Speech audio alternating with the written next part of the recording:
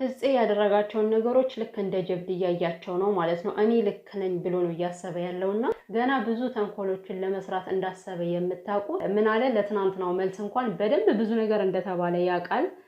ዝርዝር አድርጎም አልተናገረም። ህዝቡ በጣም እንደተነሳ ያውቃል። እንኳን እሱ ለብሩኬ ያደረገው ነገር ጦስ ሆኗል። እንግዲህ ለብሩኬ ተርፏል ማለት ነው። ነገር ግን ለዛ ሁሉ ምንድነው ያለው? አትናደዱ፣ እኔ በማደርገው ነገር ገናም ትናደዳላችሁ አለ ማለት ነው። ከዚህ በኋላ ምን አይነት ውስጥ ሊያስገባቸው እንደሆነ ፈጣሪ ይወቀው፣ ምን አይነት ነገር ሊያመጣባቸው እንደሆነ በህይወታቸው። ስለዚህ እኛ ልንቃወም የሚገባው አሁን ፍፄን ነው። ሃይሚና ብሩኬ ተባሉ ተቧጨቁም እንደፈለገ ይሆኑ፣ በቃ ራሳቸው ያውቃሉ። የምሬን ነው። እኛ የተቻለን እንናገራለን፣ መልካም ነው ብለን የምናስበውን ነገር ግን ዳር ያሉ ሰዎች መውጣት አለባቸው።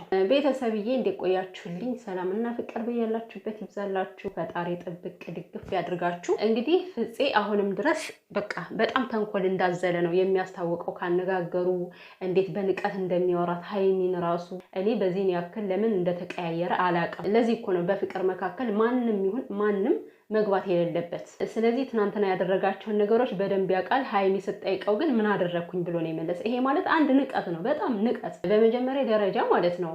ማለት እንግዲህ ሃይሚ ብሩኬ ጋር ተነጋግራ ሄደችውን እኛ አይተናል። ነገር ግን ፍፄ ብሩኬን አከብራለሁ ብሩኬን ወዳለሁ የምትል ከሆነ እሱ የሚወዳትን እሱ የሚያፈቅራትን ሴት በዚህን ያክል በንቀት ልታናገራትም ሆነ በእሷ ላይ ሴራ ልትሰራም አይገባህም እኮ። ሲጀመር ይሄ ያንተ የሚመለከት ጉዳይ አይደለም። ብሩኬን የምትንከባከበው ደግሞ እሴት በማምጣት አይደለም፣ ወይን በማምጣት አይደለም። እሴት አምጥቶ ከብሩኬ ጋር እራት እንዲበሉ በማድረግ አይደለም እኮ ልትንከባከበው የምትችለው። እንደዚህ ልፍስፍስ ሲል ማለት ነው አይዞ ወንድሜ በርታ፣ ና ወደ ቤተክርስቲያን እንድና እንጸልይ እስኪ እና ተናፍሰን እንምጣ። ይሄ ነው እሱን ሊያስደስተው የሚችለው። ይሄ ነው ከአንድ መልካም ጓደኛ የሚጠበቀው እንጂ የእሱን ህይወት እንደገና ወደኋላ የሚያጨማልቅ እንደገና ወደኋላ የሚጎትት ከጓደኛ አይጠበቅም። ለዛውም አብሮ አደግ ነኝ ብሎ ከሚያወራ ጓደኛ። ስለዚህ ሃይሚን የሚያወራበት መንገድ በጣም ነው የሚደብረው። በጣም የምትዋደዱ ሰዎች ነበራችሁ እኮ ለምን ዛሬ እንደዚህ ተቀያየርክ ፍፄ? ለምንድን ነው? እና ዝም ብሎ አጉል አሳቢ ነኝ ማለት በጣም ነው የሚከብደው። በእርግጥ አንተ ምን ታደርግ፣ ብሩኬ ነው እኮ ነገሮችን ዝም እያለ እያለፈ ከዚህ ደረጃ ደረስክ ማለት ነው። እና ከባድ ነገር ነው እያደረገ ያለው። ከመካከል ሆነ አማሳይ አትሁን። በቃ ነገሮችን ባታማስል አሪፍ ነው። ከዚህ በላይ ባትሄድ እና ቤተሰብ እንግዲህ ያው ሃይሚና ብሩኬም ያወሩት ነገር አለ። ብሩኬም ድብርብር ብሎታል። እውነት ነው።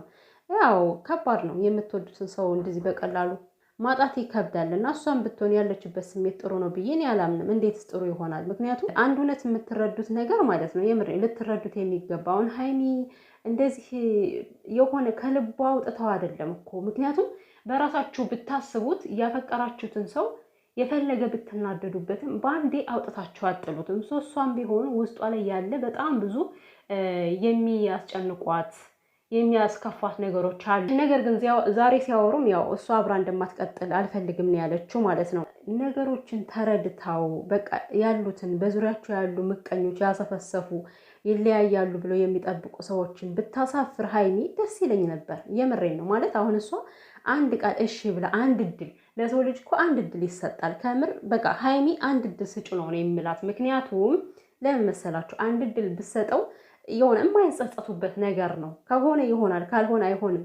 እግዚአብሔርን ነው የምላችሁና ብዙ ጊዜ ተጣልተዋል። ግን ይሄ የመጨረሻው እድል ቢሆን ጥሩ ነበር ሃይሚ ብትረዳውና ቢመለሱ ማለት ነው። ነገር ግን ሃይሚ በቃ እኔ አማራጭ ሳልሆን ምርጫ ነው መሆን የምፈልገው ልሆን ይገባል እያለች ነበረ ማለት ነው። አሁን ከዚህ ላይ ሃይሚ በጣም ተሳስተሻል። ብሩኬ የፈለገ ነገር በመካከላችሁ ሰው ቢያጣላችሁም ከመጀመሪያ እስካሁን ባለው ድረስ የብሩኬ ምርጫ ሃይሚ እንደሆነች ማንኛውም ሰው ያውቃል።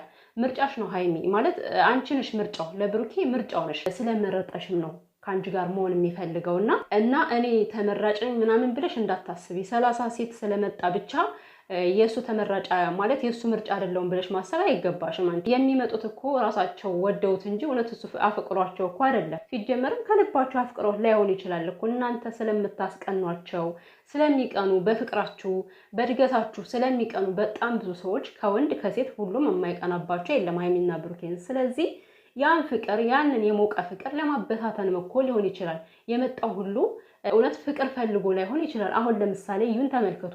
እሱ አሁን በቃ ለተንኮል የመጣች ነው የሚመስለው። በቃ ለተንኮል የተላከች ፍቅራቸውን ለማደፍረስ ቤታቸውን ለማጥፋት ሰላማቸውን ለመንሳት የመጣች ሴት ነሽ። አየሽ አይደለ? ሁሉም ሴት የሚመጡት በፍቅር ብቻ አይደለም። እንግዲህ አልረዳም ካለች ፈጣሪ ማለት ፈጣሪ ነገሮችን ያስተካክልላቸው ነው ማለት የምችለው። ምክንያቱም ምንም ማድረግ አይቻልም። እሷ እንደሆነ በቃ አንዴ አልፈልግም ማለች አልፈልግም ምንም ከዚህ በኋላ እንደውም እንዳጠራኝ እንዳትደውልልኝ እያለች ነበር። እና ማለቴ አሁን አንዳንዴ ልክ ናት። ቤተሰብ ይኸውላችሁ አሁን ትናንትና ከዛ ጋር የተቀመጠው ወይን አበባው እንዳለ ምን ችግር አለ? ቢያንስ ቢያጸዳው ይሄ ፍፄን ይባል ያንን እንድታየው ነው። ሲጀመር እኮ ወይኑንም ይዘሹ ግቢ ያላት እኮ እንዴ። ፍፄ ግን እንዴት ነው እየተናናቅ ያለው አንተ? ስለዚህ አሁን በዚህ ለምን ተናደድች ማለት አይቻልም። የሚያናደድ ነው በቃ ማንኛውም ሴት የምትናደድበት ነገር ነው ይሄ። ቤተሰብ ማርያምን ነው የምላችሁ። ማንም ሴት አፏን ዘግታ ይሄን ነገር አታልፈውም። የተፈጠረው ነገር ተፈጠረ። ቢያንስ እንኳን ምን አለበት ብታነሳው፣ ምን አለበት ብትጠርገው። አንተ ከተንኮል ውጭ በቃ ጥሩ ነገር አይታይህም እንዴ?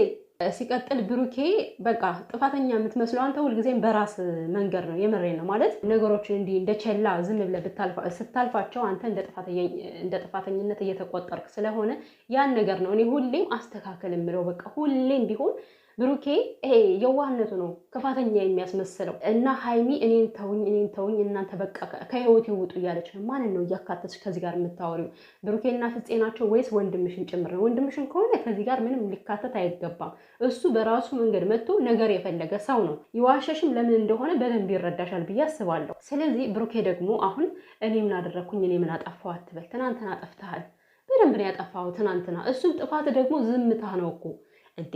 እኔ ማለት ብሩኬ ግን በምን ብንነግረው ነው የሚሻለው? ቤተሰብ እንደ ሴት ብሩኬ እንደ ሴት አንተ ቁጭ ብለህ ከዛ ጋር ከእሷ ጋር እራት መብላት በዛ ደረጃ ውጭልኝ እያልክ ራሱ መለመንህ ልክ አልነበረም። ሲጀመር እናንተ ከተለያያችሁ ገና 2 ቀን እንኳን ሳይመላችሁ እችን ልጅ ይዟት መጣ። ያ ነገር ይረብሻል። ለሴት ልጅ ልክ አይደለም። ምናልባት ነገሮችን ወንድ በሚያይበት መልኩ እሴት ላታይ ትችላለች።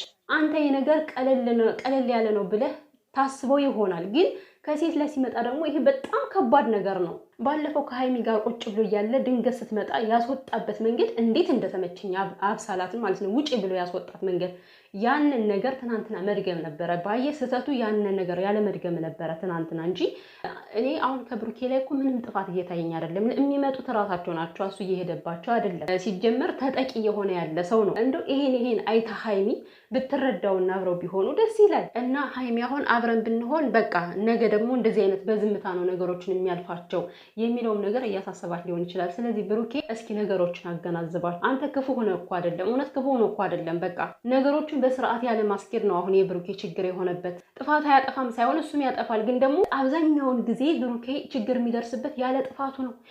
በቃ ሰዎች በሚያደርጉት ነገር ነው እሱ ከዛ ውስጥ ገብቶ የሚጨቆነው እና ብሩኬ እባክህን ከተንኮለኞች ሰዎች ራቅ። በቃ ፍፄም ራሱ አያስፈልግህም። ለአንተ እያዘነ እየመሰለ ነገሮችን በጣም እያበላሸብህ ነው ያለው። ትናንትና ያደረገው ነገር እኮ በቂ ነው ላንተ።